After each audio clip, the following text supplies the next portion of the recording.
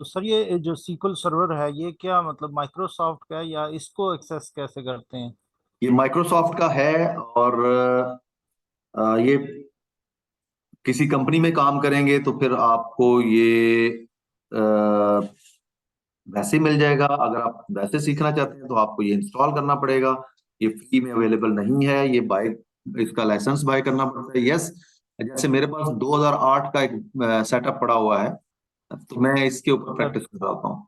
तो इस तरह का कोई अगर पुराना कहीं से आपको मिल जाता है तो आप वो इंस्टॉल करके इसकी प्रैक्टिस कर सकते हैं। अब ये देख लें, ये है बेसिकली सीक्वल सर्वर जो कि आपके सामने ओपन हुआ है। सर ये प्योरली हार्ड कोडेड डेटा होता है जो कि आपको टेबुलर फॉर्म के अंदर नजर आता है।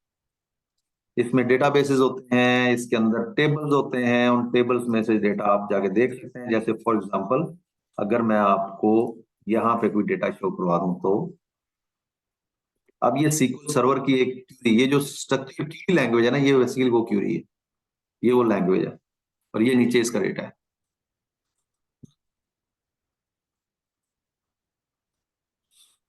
सर ये तो फिर अगर मैं देखूं तो ये एक कोई जो आईटी का बंदा है, मतलब या यूं कह लें कि जो सॉफ्टवेयर इंजीनियर्स वगैरह होते हैं उनके लिए बेसिकली है, या वो इस चीज को समझ सकते हैं?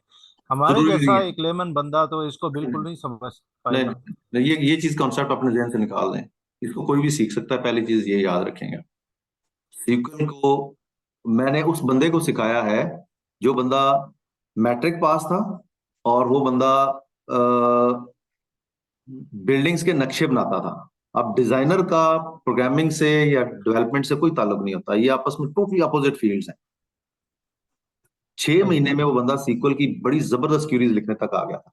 तो ये चीज नहीं है, इसके ऊपर हार्ड कोडेड कोई रूल अप्लाई नहीं होता कि सीक्वल सीखने के लिए आपके पास बड़ी हाई फाई किस्म की एजुकेशन होगी। यस, टाइम ज्यादा लग सकता है सीखने में, लेकिन मुश्किल नहीं है सीक्वल सीखना। ठीक हो।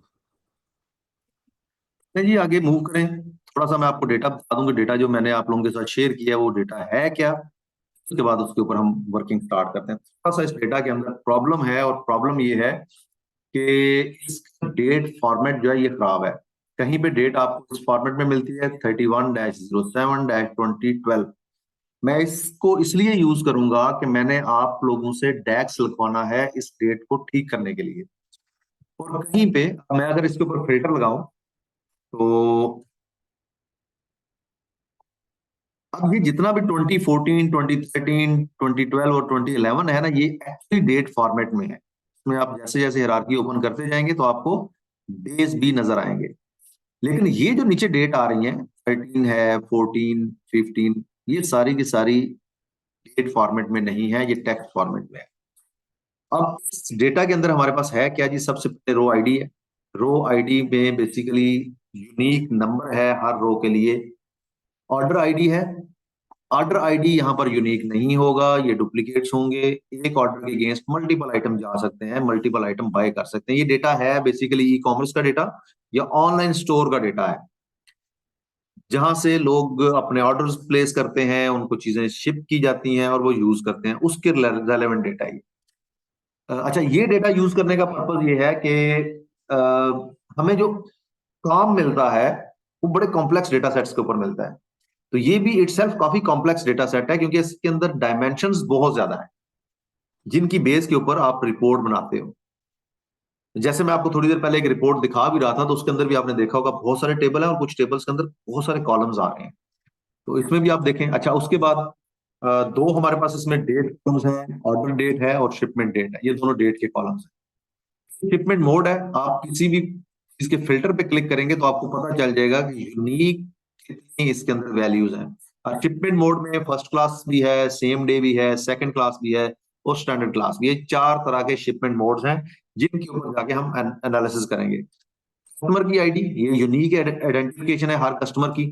अब वो कस्टमर एक मरतबा बाई करता है तब भी उसकी वही आईडी है, वो 10 मरतबा ऑर्डर देता है तब भी उसकी वही आईडी रहेगी, customer ID. Customer name is link with the customer ID. तो एक यूनिक कस्टमर आईडी का एक ही आपको नाम मिलेगा। सेगमेंट्स आ जाते हैं। 3 सेगमेंट्स हैं, कंज्यूमर, कॉर्पोरेट और होम ऑफिस। हम इन तीनों सेगमेंट्स के ऊपर वर्क करके देखेंगे कि हम इसमें से क्या क्या चीजें निकाल सकते हैं। सिटी है, सिटी में अगर आप देखें तो ये सिर्फ यूएसए नहीं है, वर्ल्ड वाइड सारे सिटीज का डेटा है जहां जहां पर ये स्टोर अपनी चीजें सेल कर रहा है। इसी तरह स्टेट अगर आप देखें तो सिर्फ यूएसए की स्टेट्स नहीं है, ये वर्ल्ड वाइड हर कंट्री का डेटा इसमें आ रहा है, जो कंट्री के कॉलम के अंदर शो हो रहा है, जिसमें अफगानिस्तान भी है, अल्बानिया भी है, और अगर आप नीचे जाएं तो शायद कहीं पे पाकिस्तान का नाम भी आए। ये देखिए, अब जैसे फॉर एग्जांपल मैं इसको अगर पाकिस्तान के ऊपर सॉर्ट करूं, स्टेट्स में क्या आ रहा है जी, हमारे पास बलोचिस्तान भी है, एफसीटी भी है, खैबर पख्तूनख्वा, पंजाब और सिंध। एफसीटी आई होप कि ये होगा कश्मीर का एरिया शायद, या गिलगित बल्तिस्तान, मुझे समझ नहीं आ रही इसकी। बाकी सिटीज भी आप देख लें, सिटीज भी बहुत सारे हैं जहां पर ये प्रोडक्ट्स सेल हुई है। तो ये हमारे पास जनाब एक और डायमेंशन आ गया पोस्टल कोड का।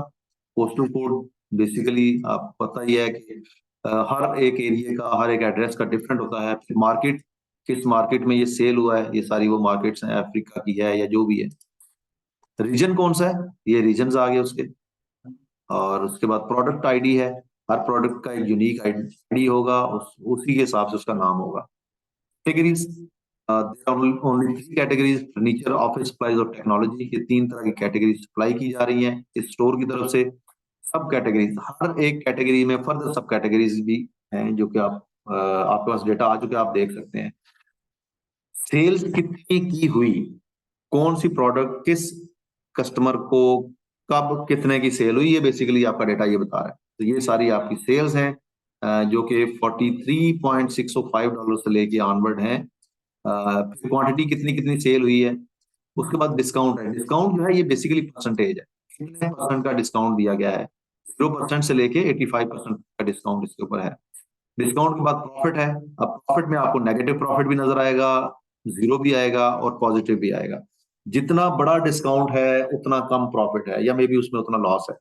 और जितना छोटा प्रॉफिट, जितना ज्यादा प्लस में प्रॉफिट आ रहा है, इसका मतलब ये है कि ये यहाँ पर डिस्काउंट नहीं दिया गया। शिपिंग कॉस्ट है कि उसके ऊपर शिपिंग कॉस्ट कितनी पड़ी उस आइटम को या उस ऑर्डर को डिलीवर करने में। और ऑर्डर प्रायोरिटी क्या थी, क्रिटिकल थी, हाई थी, लो थी या मीडियम थी। तो ये हमारे पास इसकी ऑर्डर प्रायोरिटीज भी आ रही हैं जी। इस्लामाबाद, ठीक है, thank you very much. FCT, federal capital territory, good हो गया, थैंक यू। आपने चैट में मुझे लिख के बताया, मुझे नहीं पता था इस चीज का, मैं तो ICT समझता रहा हूँ उसे। ये हमारे पास डेटा है जी, और इस डेटा को अब हम लेके जाएंगे पावर बीआई में। जब भी आपने पावर बीआई में डेटा लेके जाना है तो इंश्योर करें कि आपकी फाइल ओपन ना हो, उसे क्लोज कर दें। पावर बीआई की रिपोर्ट में पहले मैं ये एक्स्ट्रा रिपोर्ट्स बंद कर दूं ताकि मेरे सिस्टम की परफॉर्मेंस जरा बेहतर हो जाए। सेव, और ये वाली फाइल भी है। ये फाइल बहुत हैवी है क्योंकि इस कंपनी का जितना भी डेटा सेट है इसी फाइल से बन रहा है। तो इसको क्लोज करते ही मेरा सिस्टम एक दफा आजाद हो जाएगा बहुत सारी चीजों से। एक चीज प्लीज अपने जेहन में रखिएगा कि हम 1 घंटे के ऊपर बाउंड नहीं होना चाहिए हमें। अगर किसी टाइम हमें ज्यादा टाइम लगाना पड़ रहा है तो हम लगाएंगे, क्योंकि पर्पस यहाँ पर टाइम आपका ऐसा रखा गया है कि जब सब लोग फ्री होते हैं। और मकसद ये है कि आप में से मैक्सिमम लोग जो है वो उस चीज को मास्टर करके इस ट्रेनिंग से निकलें। अच्छा जी, आप गेटिंग डेटा के लिए एक्सेल से अगर करना है तो ये ऑप्शन यूज करेंगे या यहाँ पे भी गेट डेटा पे क्लिक करके आप यूज कर सकते हैं, ये राइट साइड पे जो आ रहा है। या आप गेट डेटा होम टैब में आ रहा है, वहां से भी इसको एक्सेस कर सकते हैं। तो जो ऑप्शन आपको बेहतर लगे आप उससे ले सकते हैं। राइट नाउ मेरी जो फाइल है वो CSV फाइल थी, तो मैं टेक्स्ट और CSV सिलेक्ट करूंगा और कनेक्ट कर दूंगा। बहुत सिंपल है। अब मेरी फाइल कहाँ पड़ी है जी, ये डाउनलोड में एक ग्लोबल स्टोर के नाम से फोल्डर है, उसके अंदर पड़ी है।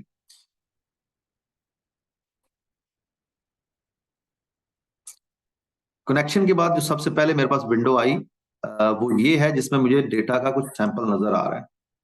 उसमें रो आईडी भी नजर आ रही है, ऑर्डर आईडी भी है, ऑर्डर डेट है, शिपमेंट डेट है।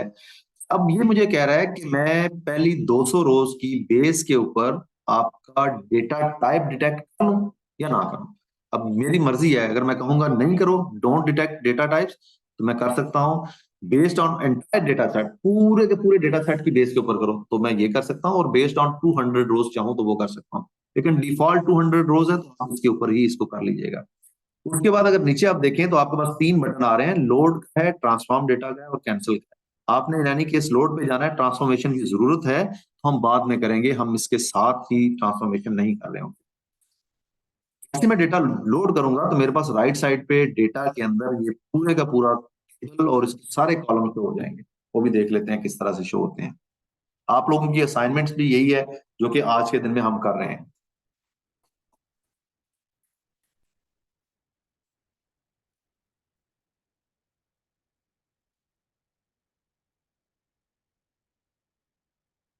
51,290 रोज उसने इसमें ऐड कर दी हैं। और अब अगर मैं इस टेबल को ओपन करूं तो मेरे पास ये देखें बहुत सारे कॉलम्स आ रहे हैं, लेकिन इनकी जो सीक्वेंस है ना वो अल्फाबेटिकल ऑर्डर्स में। इनकी सीक्वेंस उस ऑर्डर में नहीं है जिस ऑर्डर में मेरे पास ये एक्सेल के अंदर थे, या जिस ऑर्डर में ये एक्चुअल डेटा है। जैसे यहाँ पर रो आईडी पहले है, उसके बाद ऑर्डर आईडी, उसके बाद ऑर्डर डेट और शिपमेंट डेट। लेकिन अगर मैं इसमें देखूं तो सबसे पहले कैटेगरी है, फिर सिटी, फिर कंट्री। हाँ, यहाँ पे आपको एक तो अल्फाबेटिकली आप इसको सर्च देख सकते हैं, दूसरा आप सर्च भी कर सकते हैं। जैसे फॉर एग्जांपल अगर मुझे रीजन चाहिए तो मैं यहाँ पर रीजन लिखूंगा, सिर्फ वो कॉलम मेरे पास रह जाएगा। अब आप देखें बहुत सारे कॉलम्स ऐसे हैं जिनके साथ कुछ भी लिखा हुआ नहीं है, कोई भी साइन नहीं आ रहा यहाँ पे, जैसे कैटेगरी, सिटी, इनके साथ कोई साइन नहीं है। इसका मतलब यह है कि ये सारे के सारे कॉलम्स हैं। जी विकास, आप कोई सवाल है? जी अस्सलाम वालेकुम। वालेकुम। अब आपने अभी थोड़ी देर पहले बताया कि ये 200 रोज, इसका मुझे थोड़ा सा कंपेयर करके बता दें कि हमारे पास जो आइडिया होता है कि ये जो हमारे पास जो CSV फाइल है इसमें मोर देन 200 रोज है, ये उस रो और इस रो में क्या फर्क है, मुझे थोड़ा सा ये बता दें। मैं आपको जिस वक्त डेटा टाइप बताता हूँ तो मैं इसका आपको डिफरेंस भी बता देता हूँ कि डेटा टाइप अच्छा। क्या होता है। ठीक है, वो उसमें हम इसको डिस्कस कर लेते हैं। ठीक है। उसके बाद अगर आप देखें तो 1, 2, 3, 4, 5 और 6 ये राइट। कॉलम्स ऐसे हैं जिनके साथ सिग्मा का साइन आ रहा है। आपको आइडिया होगा सिग्मा साइन होता है जिनको हम ऐड कर सकें, सब्ट्रैक्ट कर सकें, मल्टीप्लाई कर सकें, डिवाइड कर सकें, मैक्सिमम ले सकें या मिनिमम ले सकें। दूसरे लफ्जों में जो न्यूमेरिकल वैल्यूज वाले कॉलम होते हैं उनके साथ सिग्मा का साइन आ जाता है। जैसे ये डिस्काउंट है, आपको अंदाजा है कि ये जब हम डेटा एक्सेल में देख रहे थे तो मैंने आपको यहाँ पे दिखाया था नंबर आ रहा है। Discount is a percentage. Postal code ये भी एक न्यूमेरिकल वैल्यू है, प्रॉफिट एक न्यूमेरिकल वैल्यू है, क्वांटिटी, रो आईडी एक नंबर है, सेल्स नंबर है, और शिपिंग कॉस्ट, ये सारे नंबर के साथ कॉलम्स हैं। यानी कि आप अपने ग्राफ्स में इनको ऐड कर सकते हैं, मैक्सिमम या मिनिमम वैल्यूज, या जो भी कैलकुलेशंस करनी है वो इनके ऊपर कर सकते हैं। एक चीज होती है जो हमारे पास कैलेंडर की फॉर्म में आती है, जैसे अब ऑर्डर ऑर्डर डेट है या शिपमेंट डेट है, यहाँ पे इस साथ कैलेंडर होना चाहिए था, नहीं है। क्यों नहीं है? क्योंकि हमारे, मैंने आपको दिखाया था कि इस कॉलम के साथ प्रॉब्लम है। प्रॉब्लम क्या है कि इस कॉलम के अंदर डेट फॉर्मेट में भी वैल्यूज हैं और टेक्स्ट फॉर्मेट में भी है।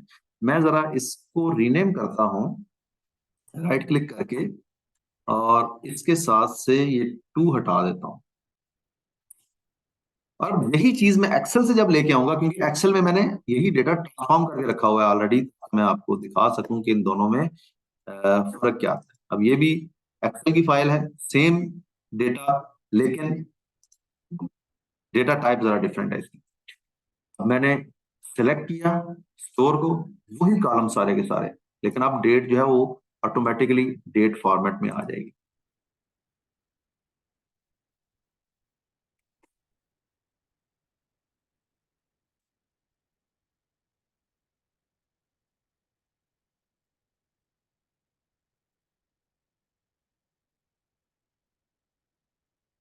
अब देखिए मेरे पास 2 टेबल हो गए हैं, एक मैं CSV से लेके आया था और एक मैं एक्सेल से लेके आया हूँ। जब मैं एक्सेल के टेबल को एक्सपैंड करूंगा तो ऑर्डर डेट के साथ भी कैलेंडर बन गया और शिपमेंट डेट के साथ भी कैलेंडर बन गया। ये इस वजह से बना है कि वो काम जो मैं आपसे पावर बीआई में करवाऊंगा वो काम, इस फाइल के ऊपर मैंने एक्सेल में करके रखा हुआ था। नहीं सर, ये जरा दोबारा रिपीट करें, ये नेट में चला गया था ये, इसको जरा। जिस कॉलम के साथ कोई भी साइन नहीं है वो टेक्स्ट कॉलम है। जिसके साथ सिग्मा का साइन है वो या होल नंबर भी हो सकता है, परसेंटेज भी हो सकता है, या वो डेसिमल नंबर भी हो सकता है। जिसके साथ कैलेंडर आ रहा है वो डेट कॉलम है। ये चीज आपने ध्यान में रखनी है। ठीक है, अब थोड़ा सा डिस्कस करते हैं कि ये बेसिकली डेटा टाइप्स ये हैं क्या चीज। उसके लिए मैं आपको जरा पावर क्वेरी एडिटर में ले जाता हूं और वहां से मैं आपको बताता हूं कि अब देखें, मैं जिस भी कॉलम को रीड करूं उसके कोने में कोई ना कोई लिखी हुई है चीज। जैसे पहला कॉलम रो आईडी है तो 1 2 3 लिखा हुआ है, लेकिन इसके साथ अगर ये ऊपर टॉप पे देखें तो होल नंबर आ रहा है। इसकी सिलेक्शन के साथ 1 2 3 भी लिखा हुआ है, होल नंबर भी आ रहा है। Whole number is a data नहीं सर, जो सर वो जो हमने। रीनेम करने के बाद आप चेंज सॉरी, किया था सर, वो उसकी दोबारा जरा रिपीट करें सर। वो रीनेम करने के बाद जो है ना, वो आपने जो किया तो वो दोबारा रीनेम करने के जरा बाद रिपीट मैंने करें वो। दूसरी फाइल इंपोर्ट की है। आपकी आवाज कट रही है, आई थिंक आपकी तरफ इंटरनेट कनेक्टिविटी का इशू है। जी सर, नेट में मसला था, वो दोबारा जरा रिपीट कर दें वो रीनेम करने के बाद से जरा। रीनेम करने के बाद वही डेटा एक्सेल में था वो मैंने इंपोर्ट किया है। अब जो मैं आपको डेटा टाइप्स बता रहा हूँ ना, इससे आपको बेहतर अंदाजा हो जाएगा कि डेटा टाइप्स क्या क्या हैं और किस तरह से उनको रीड करना है।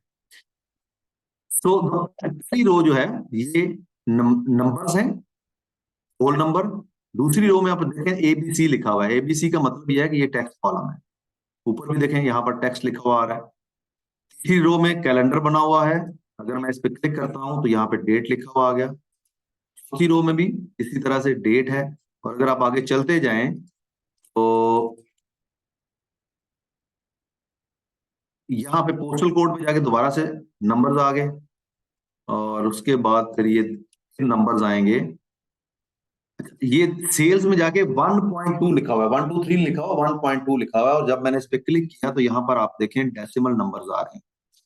क्वांटिटी है 1 2 3 है तो ये होल नंबर है, 1.2 डिस्काउंट है तो ये डेसिमल नंबर है। तो ये सारे बेसिकली इसके डेटा टाइप्स हैं। अब डेटा टाइप्स में नंबर की डेटा टाइप्स भी हैं, डेट की भी हैं और टेक्स्ट की भी हैं। नंबर की कौन कौन सी हैं? Decimal number, fix decimal number, whole number और परसेंटेज। आई होप इन सब की आपको अंडरस्टैंडिंग होगी कि डेसिमल नंबर क्या होता है, होल नंबर क्या होता है और परसेंटेज क्या होती है। डेट के अंदर डेट एंड टाइम भी है, डेट अलग से भी है, टाइम अलग से भी है, डेट टाइम और टाइम जोन भी है और ड्यूरेशन भी है। ये सारे डेट के डेटा टाइप्स हैं। फिर नेक्स्ट डेटा टाइप्स है ट्रू फॉल्स है, जिसको हम बुलियन भी कहते हैं। तो बुलियन का अलग से एक डेटा टाइप है और बाइनरी का डेटा टाइप अलग है, 0 1 का। ये इसके डेटा टाइप्स हैं। और अब आते हैं कि जब मैंने कहा था कि फर्स्ट 100 रोज, ऑल रोज या डोंट डिटेक्ट डेटा टाइप, उसमें क्या होता है। जब मैंने कहा कि पहली 200 रोज की बेस के ऊपर आप डेटा टाइप डिटेक्ट कर लो, इसका मतलब यह है कि वो अगर उसमें 1 मिलियन रोज भी हैं उस टेबल में तो वो सिर्फ और सिर्फ उसकी टॉप की 200 रोज की हेल्प से ऑटोमेटिकली डेटा टाइप डिटेक्ट कर लेगा। अगर आप कहते हैं कि तमाम डेटा को एनालाइज करके फिर डेटा टाइप डिटेक्ट करो, तो फिर वो पूरे का पूरा डेटा एनालाइज करेगा हर एक कॉलम को और उसके बाद आपको बताएगा कि इसका डेटा टाइप क्या बनता है। और तीसरा सर ऑप्शन डेटा था, टाइप से क्या मुराद है? डेटा टाइप से मुराद ये है कि आपके एक पर्टिकुलर कॉलम के अंदर किस तरह का डेटा है। टेक्स्ट है, नंबर है, डेट है या परसेंटेज है। तो वो जो डेट, ठीक होगा सर। टेक्स्ट, परसेंटेज, नंबर, ये जो चीजें हैं ये डेटा टाइप्स होती हैं। जी ठीक होगा सर, थैंक यू।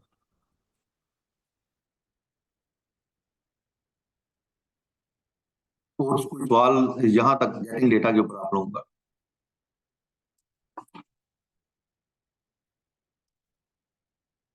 अब वो जो कह रहे थे ना कि वो स्टेप जरा मुझे बता दें जो आपने रीनेम के बाद किया था। रीनेम के बाद हमने यहाँ पे एक्सेल वर्कबुक पे क्लिक किया और एक्सेल वर्कबुक को हमने जहां पे भी पड़ी हुई थी उसको गेट किया। और गेट करने के बाद जब ओपन किया तो वो हमारे पास इस शेप में आ गई। वो सिर्फ ये स्टेप था। बात इसमें डिफरेंस ये है कि बाज़ औक़ात ऐसा होता है कि आपकी पहली 200 रोज के अंदर डेटा टाइप जो है वो लेट्स से डेट के फॉर्मेट में आ रहा है, और 200 रोज के बाद वो टेक्स्ट फॉर्मेट में है, और आप कहते हैं कि होल्ड के ऊपर इसका डेटा टाइप डिटेक्ट करो, तो वो टेक्स्ट को ही लेगा, क्योंकि text can contain everything, date, number या टेक्स्ट कोई भी चीज उसमें आ सकती है। अगर आप 200 की बेस के ऊपर करेंगे तो वो पहली 200 में चूंकि डेट थी, तो वो उसका कॉलम का डेटा टाइप डेट ही डिटेक्ट कर लेगा।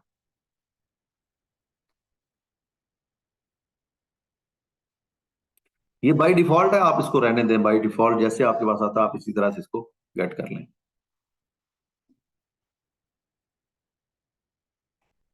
जी, और किसी का भी सवाल? अच्छा अभी सर एक पूछना था कि ग्लोबल सुपरस्टोर 2 आपने बना दिया, तो डेट का फॉर्मेट चेंज करने के लिए शायद हमने इसको बना दिया। अच्छा, इनिशियली तो मैंने ये किया आप लोगों की अंडरस्टैंडिंग के लिए कि मैंने एक्सेल में ऑलरेडी ये ट्रांसफॉर्म करके रखा हुआ था, वहां से मैंने यूज कर लिया। लेकिन जब हम डेट्स पढ़ेंगे तो फिर मैं आपको बताऊंगा कि ये वाला फॉर्मेट कैसे अपडेट करना है। वैसे होता ये है कि जब भी आपका डेटा टाइप गलत आ गया कहीं पे, जैसे ये ऑर्डर डेट है, तो आप यहां से जाके इसको डेट कर लें। पहला ऑप्शन हम क्या करते हैं कि यहीं से इसको डेट में कन्वर्ट करते हैं। अगर ये यहाँ से डेट में चेंज नहीं होता, जैसे इस केस में ये चेंज नहीं होगा या डेटा जाया कर देगा। अब ये इसने देखें हायरार्की भी बना ली है ये क्वार्टर डेट की, लेकिन अगर आप इसके डेटा में जाएंगे तो यहाँ पर आपको ऐसा डेटा भी मिलेगा जो कि इसने खराब भी किया होगा। अगर आप इसको चेंज करने चाहते हैं यहां से भी चेंज कर सकते हैं। अगर यहां से चेंज नहीं हो रहा डेटा टाइप, ट्रांसफॉर्म डेटा में जाएं और यहां से जाके इसका डेटा टाइप आप चेंज कर लें। ये hard coded data type change होती है। जैसे ये ऑर्डर डेट है, यहां से जाके मैं इसको डेट पे क्लिक करता हूं तो मुझे कहेगा रिप्लेस करंट वैल्यूज। अब जिस जिस जगह पे एरर आया है ये वो सारी वैल्यूज हैं जो कि जिनका डेटा टाइप टेक्स्ट था। अब टेक्स्ट को डेट में कन्वर्ट नहीं कर सकता ये, वो आपको डेट से करना पड़ता है। एक और चीज आपको बता देता हूँ, जब भी आप इस तरह का काम करते हैं ना तो आपके राइट साइड पे यहाँ पे वो ऐड होता जाता है। जैसे मैंने चेंज टाइप किया, इसका डेटा टाइप चेंज किया, तो चेंज टाइप का एक नया ऐड हो गया, स्टेप ऐड हो गया। अब मैं एक और शिपमेंट मोड को भी डेटा टाइप इसका चेंज करता हूँ डेट में, तो रिप्लेस करंट, और ये देखें इसका इसमें आ गया। अब मुझे अगर अनडू करना है ना तो मैं यहाँ से कंट्रोल जेड नहीं कर सकता पावर क्वेरी एडिटर, मुझे इसका डिलीट करना पड़ता है। इसके साथ ये क्रॉस का निशान आ रहा है, जैसे ही मैं इसको डिलीट करूंगा तो ये वापस अपने एक्चुअल पोजीशन पे चला जाएगा। सर इस ये थोड़ा सा बार रिपीट कर दें सर। तरह डेटा टाइप चेंज करने का, जी सर यही रिपीट कर दें दोबारा सर जो अभी आपने किया है। सबसे पहले आपने वो ट्रांसफॉर्म डेटा के ऊपर जाना है, होम टैब पे क्लिक करके। उसके बाद जिस कॉलम का डेटा टाइप आप चेंज करना चाहते हैं, मैं एक एग्जांपल देता हूं कि मेरे पास रो आईडी जो है वो एबीसी आ रही है। एबीसी का मतलब होता है टेक्स्ट वैल्यू, और मुझे चाहिए ये न्यूमेरिकल वैल्यू में, ये होल नंबर में।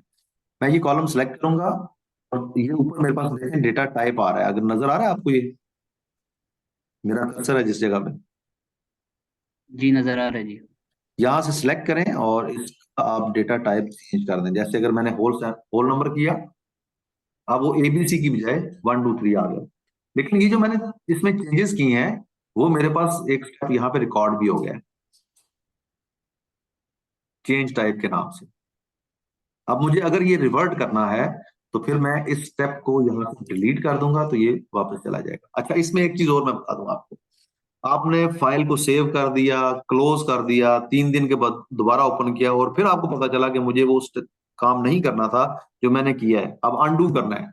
नॉर्मली क्या होता है कि जब आपने सेव कर दी फाइल तो उसके बाद अनडू नहीं होता, लेकिन यहाँ पर आप कभी भी आए वो स्टेप्स मूव कर दें तो वापस अपनी एक्चुअल कंडीशन में चला जाता है। अगर यहाँ तक क्लियर है तो फिर हम आगे चलते हैं, अगर नहीं क्लियर तो सवाल पूछें ताकि हम पहले इसको इसकी अंडरस्टैंडिंग बना लें। अच्छा सर जी, ये पावर बीआई के सर, अंदर ये पावर क्यूरी एडिटर है। आप अभी मेरे ख्याल में मेन उस पे पेज पे आ हाँ गए मैं हैं। वापस आ गया हूँ। इसमें कहाँ से एक्सेस करेंगे पावर क्यूरी एडिटर को?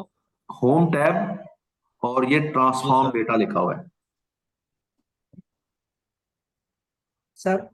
मतलब हम कोई भी चेंजिंग हेलो सर। करेंगे तो उसके ऊपर ये पावर बीआई अपना क्या नाम है, पावर क्यूरी एडिटर आ जाएगा। कोई भी आप चेंजेस करनी है, आपने ट्रांसफॉर्म डेटा की, तो आप ट्रांसफॉर्म डेटा पे क्लिक करेंगे तो पावर क्यूरी एडिटर ओपन हो सर। जाएगा। एक सेकंड आलमगीर, वो वाजिद का सवाल पूरा होने जी करें आलमगीर भाई, करें आप सवाल। दो। हाँ जी, जी सलाम अलैकुम। वालेकुम सलाम। सर ऑर्डर आलमगीर डेट का में मैं कहीं आपको के। इंट्रो दे देता हूँ। ये लड़का इंडिया से है और इंडिया से हमारे साथ ये ट्रेनिंग कर रहा है। माशाल्लाह हाफिज कुरान भी है ये, और दीन का इल्म भी हासिल कर रहे हैं। जी आलमगीर साहब। जी सर, इसमें सर वो ऑर्डर डेट में कहीं के पे एरर जनरेट क्यों कर रहा था? क्योंकि हमारे पास कुछ कॉलम्स के अंदर डेट जो है वो डेट फॉर्मेट में नहीं है, वो टेक्स्ट फॉर्मेट में है। मैंने आपको एक्सेल में शायद दिखाया भी था। जी हाँ जी सर। जी हाँ सर, हाँ ठीक बता रहे हैं। ये टेक्स्ट कॉलम में ही है, टेक्स्ट फॉर्मेट में ही। तो अब जब हम टेक्स्ट को डेट में कन्वर्ट करेंगे तो एरर देगा। वो एक्सेल में करें तब भी एरर देगा, वो आप पावर बीआई में करें तब भी एरर देगा। उसको करने का तो तरीका सर है, फिर वो मैं आपको सब आगे क्यों चल नहीं? के बताऊंगा। नहीं फिर वो कुछ कुछ, लेकिन वो बता रहा था वैसी डेट दे रहा था और कुछ एरर अब ये देखें, जनरेट कर रहा जैसे था। मैंने यहाँ पर फिल्टर सब लगाया, सब होना चाहिए था। मैंने फिल्टर लगाया, जी जितने ये ग्रुप हो गए हैं ना, ये 2014, 2013, 2012 और 2011, ये सारे के सारी जी। डेट फॉर्मेट के अंदर है। तो जब आपने वहां पे डेट चेंज होती हुई देखी, तो ये वाली डेट्स आपको शो हो रही थी। और जितनी जगह पे एरर आया था वो ये डेट्स हैं जो नीचे आ रही हैं, 13/1/2011, 13/1/2012, हाँ, 2013, 2014, इनके अगेंस्ट एरर आ रहा था। तो ये टेक्स्ट फॉर्मेट के अंदर जी है, ये डेट के फॉर्मेट में नहीं है। जी।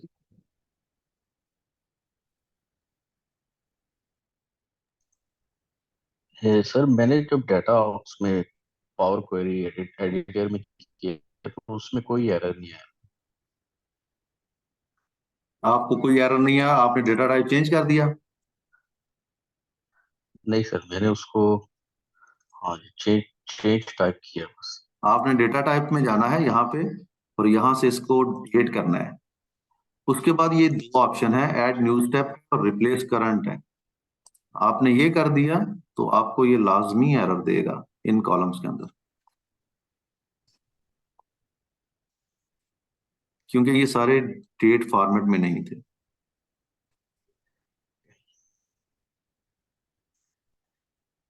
और कोई कंफ्यूजन, कोई चीज जो समझ में नहीं आई, फिर हम इसको आगे मूव करते हैं। आपको छोटी सी असाइनमेंट्स भी दे देते हैं आज के सेशन के ऊपर।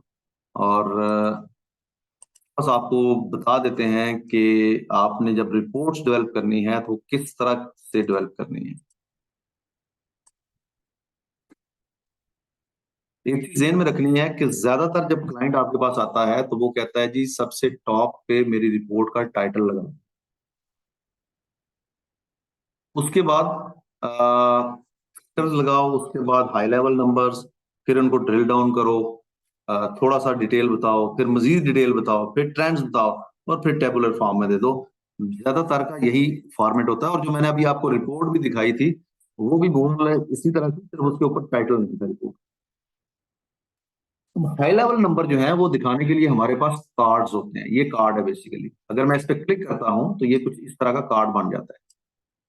अब इसके अंदर कोई वैल्यू नहीं है तो यहाँ पर कोई नंबर शो नहीं हो रहा। लेकिन अगर मैं ग्लोबल स्टोर में से, लेट्स से कि हम सेल्स का नंबर इसमें ऐड कर लेते हैं, ये सेल्स है, इसको आपने या तो ये चेक बॉक्स चेक कर दें, तो या ड्रैग एंड ड्रॉप कर दें। जैसे मैंने ड्रैग एंड ड्रॉप किया, 12.64 मिलियन का सेल्स आ गई है, और नीचे आप देख सकते हैं लिखा हुआ है सम ऑफ सेल्स।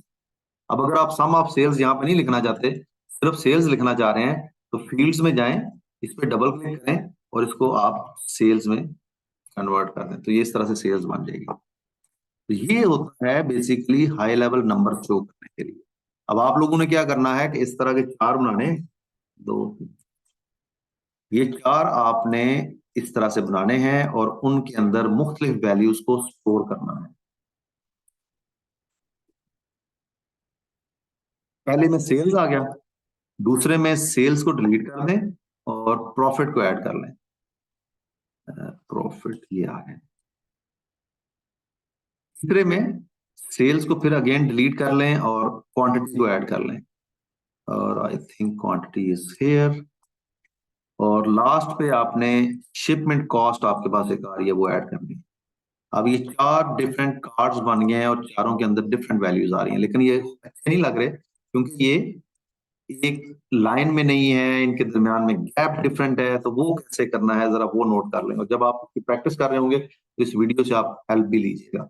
फॉर्मेट पे क्लिक करना है आपने, ये ऊपर देखिए ये सारे मैंने सेलेक्ट किए, कंट्रोल के साथ भी कर सकते हैं, कंट्रोल ए के साथ भी कर सकते हैं, कंट्रोल एंड क्लिक या कंट्रोल ए। उसके बाद लाइन का एक ऑप्शन आ रहा है, अलाइन करें और इसको सेंटर में या मिडल में या टॉप पे अलाइन कर दें। अगेन अलाइनमेंट में जाएं और डिस्ट्रीब्यूट हॉरिजॉन्टली कर दें, तो ये इनका आपस में डिस्टेंस इक्वल हो जाएगा। अब लेट्स से कि इसके ऊपर हमें कुछ मजीद मॉडिफिकेशन करनी है, कुछ चीजें ऐड करनी है, इसको सेलेक्ट करें और पहला है add data to your visual और दूसरा ऑप्शन है फॉर्मेट योर विजुअल। ये टॉप पे ये 2 ऑप्शन आ रहे हैं, तीसरे को फिलहाल आप छोड़ दें। तो जो सेकंड ऑप्शन है इसके ऊपर आप क्लिक करेंगे, जैसे आपने क्लिक किया तो आपके पास फॉर्मेट के लिए 2 ऑप्शन आ गए हैं, विजुअल है और जनरल है। अब विजुअल के ऊपर हम बात करते हैं, कॉल आउट वैल्यू, ये हमारी वैल्यू है जिसके अंदर लिखी हुई है, 55 इसका साइज है, फॉन्ट इसका DIN है, ये बोल्ड नहीं है और कलर इसका ब्लैक है। अब लेट्स से मैं कलर इसका चेंज करना चाहता हूँ, मैं यहाँ से कलर सेलेक्ट करूंगा तो कलर चेंज हो गया। अब डेसिमल प्लेसेस हैं, ऑटो किया हुआ है, यूनिट्स को ऑटो किया हुआ है। यूनिट्स को ऑटो करने का मतलब ये है कि अगर ये नंबर बहुत बड़ा है तो ये मिलियन, थाउजेंड्स, मिलियन, बिलियन और ट्रिलियन में शो हो जाएगा, और अगर आप इसको नन कर देंगे तो फिर ये नंबर आपको कंप्लीट नंबर के तौर पे शो होगा, फिर वो मिलियन या बिलियन में या थाउजेंड्स में कन्वर्ट होके नहीं मिलेगा। डेसिमल प्लेसेस कितनी देनी है वो आपने ऑटो की हुई है, अगर आप इसको 1 या 2 करना चाहते हैं तो आप इसको मैनुअली 1 या 2 भी कर सकते हैं। रैप टेक्स्ट है, रैप टेक्स्ट आपको पता होगा जब हम इसको ऑन करते हैं तो आपका टेक्स्ट अगर एक रो से बढ़ जाता है तो दूसरी रो के अंदर चला जाएगा। सोर्स स्पेसिंग है, अगर आप उसमें स्पेस देना चाह रहे हैं डेटा में तो वो आप सोर्स स्पेसिंग ऑन कर सकते हैं।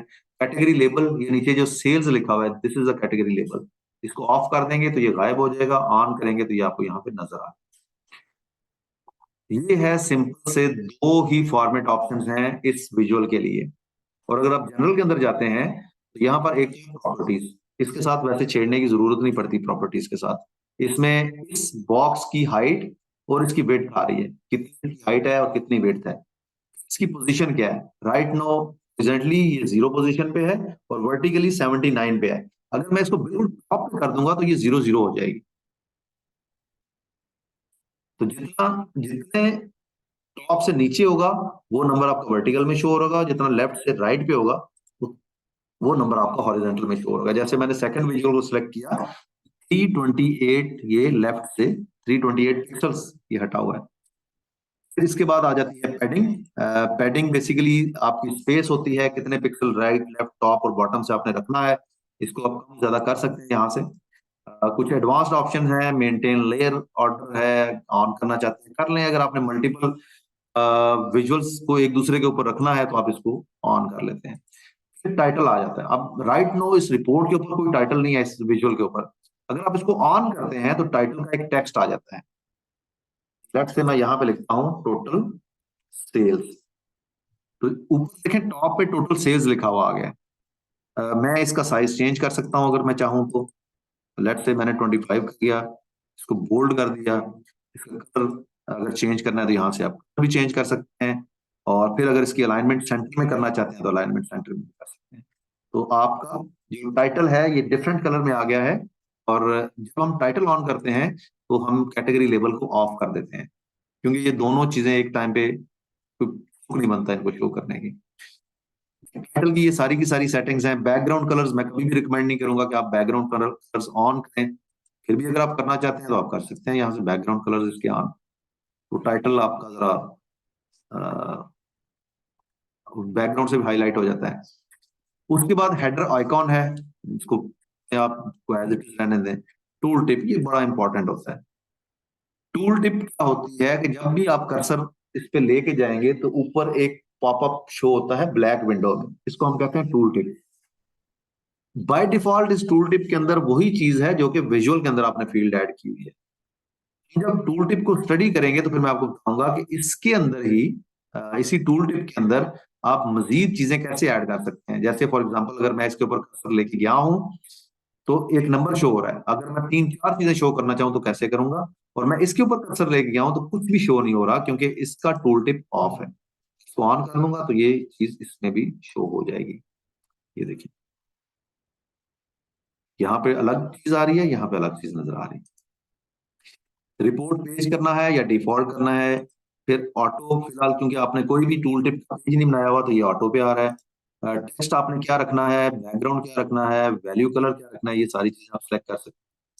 तो ये आपकी टूल टिप है। अब एक चीज रह गई थी वो है इफेक्ट्स। इफेक्ट्स में क्या चीज है, अगर आपने इस विजुअल का बैकग्राउंड देना है, जैसे फॉर एग्जाम्पल मैं इसको एक बैकग्राउंड कलर देना चाहता हूँ इस तरह से, और बैकग्राउंड कलर दे सकते हैं। इसके अलावा इसका बॉर्डर अगर आपने लगाना है, अब देखें इसके इर्द गिर्द एक बॉर्डर भी लग गया है। इसी तरह से अगर आपने इसका एक शेडो क्रिएट करना है तो आप शेडो भी क्रिएट कर सकते हैं। तो ये अब इस विजुअल में और इसमें बहुत ज्यादा फर्क हो गया है इसकी फॉर्मेट के हिसाब से। और अगर मजीद हम इसको करना चाहें तो वो क्या कर सकते हैं ये भी देख लेते हैं। बस यही चीजें हैं जो कि हम इसके अंदर कर सकते हैं। अब मुझे ये सारे के सारे इसी तरह के बनाने हैं। तरीका तो ये है कि मैं हर एक के ऊपर जाऊं और उसके अंदर ये सारी की सारी चेंजेस करूं। तो दूसरा तरीका ये है कि मैं एक विजुअल को सिलेक्ट करूं, फॉर्मेट पेंटर पे क्लिक करूं और बाकियों के ऊपर जाके इस तरह से क्लिक करता जाऊं। तो ये उसी फॉर्मेट में आ गए हैं। इवन इनके नीचे जो कुछ लिखा हुआ था वो भी गायब हो गया। हाँ, इसका टाइटल नहीं आ रहा। टाइटल इसलिए नहीं आ रहा कि हमने यहाँ पे इस टाइटल में कुछ नहीं लिखा हुआ।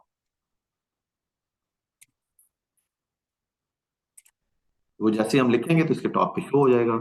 इसी तरह से ये क्वांटिटी थी तो इसका भी टाइटल हम दे देते हैं क्वांटिटी, और ये लास्ट है हमारे पास आई होप के शिपिंग कॉस्ट, ये हम यहाँ पे। अब ये आपकी हाई लेवल समरी जो है ये बन गई है 4 चीजों के ऊपर, total sales, total profit, quantity और शिपिंग कॉस्ट। अब आ जाए आप अपने सवालों के साथ। अगर इसके अच्छा बाद सर हम जी, जो सेक्शन ज्वाइन करेंगे उसमें सिर्फ और सिर्फ आपके सवालों के जवाब होंगे, वो रिकॉर्डेड नहीं होगा। यहाँ तक हम रिकॉर्डेड है। तो सर जी ये लुकर स्टूडियो में जैसे आप कंपैरेटिव डाटा इसके अंदर टेबल में शो कर सकते थे, इसमें भी कर सकते हैं या नहीं कर सकते? जी कर मतलब सकते प्रीवियस, हैं। नहीं, उस तरह से नहीं कर सर सकते। वो, उस तरह से नहीं कर सकते। अच्छा सही। थोड़ी देर के लिए ना मैं आपको सजेस्ट करूंगा कि आज, कल और परसों का दिन आप लुकर स्टूडियो को भूल के ये सीखें, अदरवाइज आप कंफ्यूज हो जाएंगे। नहीं सर, इसमें ये है ना कि कुछ चीजें इधर है, जैसे अभी ये आपने